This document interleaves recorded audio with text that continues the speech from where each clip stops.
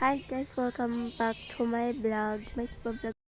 This vlog is for all mamas and my childhood.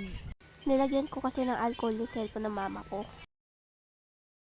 Bago ko muna nga to ituloy sa mga batang nanonood dyan, huwag nyo tong gagayahin ha. Baka kasi mapalo kayo ng mama nyo. Hindi ko alam bakit ko naisipan lagyan ng alcohol yung cellphone ng mama ko. Tas iyak ako ng iyak pagkatapos ako pagalitan.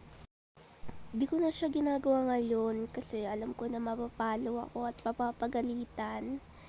And wag nyo tong gagayahin ha.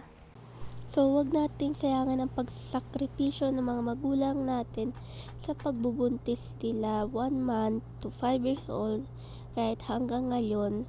So mother, mom, and mommy, always love your mother. At hindi porket pinalo ka, pinagalitan ka, hindi ka na mahal.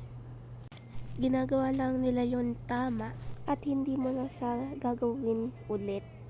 Kung gano'n nila tayo kamahal, dapat ganun rin ang pagmamahal natin sa kanila. And thank you po sa pagnanood. Huwag kalimutan mag-like, share, and subscribe. Bye!